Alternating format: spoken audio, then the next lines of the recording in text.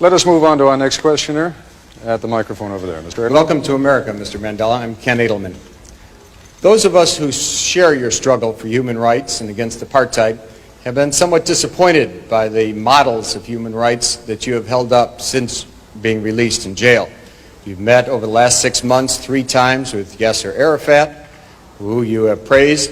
You have told Gaddafi that you share the view and applaud him on his record of human rights and his drive for freedom and peace around the world.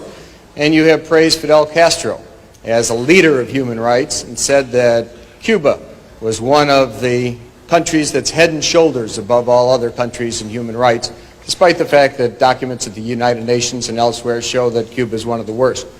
I was just wondering, are these your models of leaders of human rights? And if so, would you want a Gaddafi or an Arafat or a Castro to be a future president of South Africa? One of the mistakes which some political analysts make is to think that their enemies should be our enemies.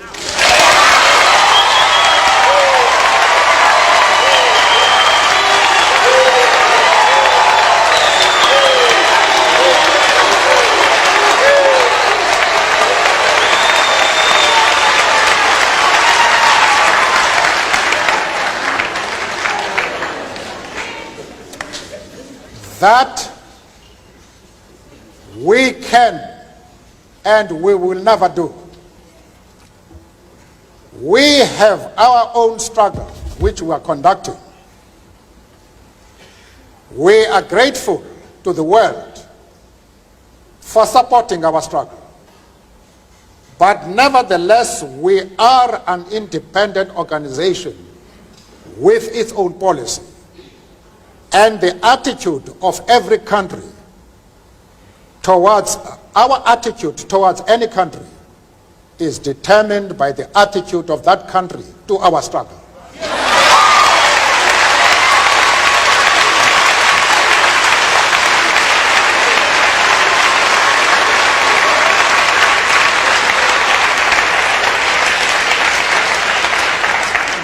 Yasser Arafat, Colonel Gaddafi, Fidel Castro support our struggle to the hilt.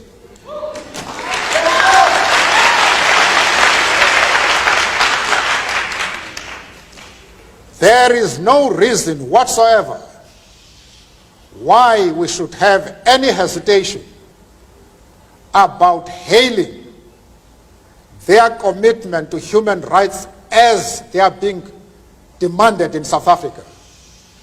Our attitude is based solely on the fact that they fully support the anti-apartheid struggle. They do not support it only in rhetoric. They are placing resources at our disposal for us to win the struggle.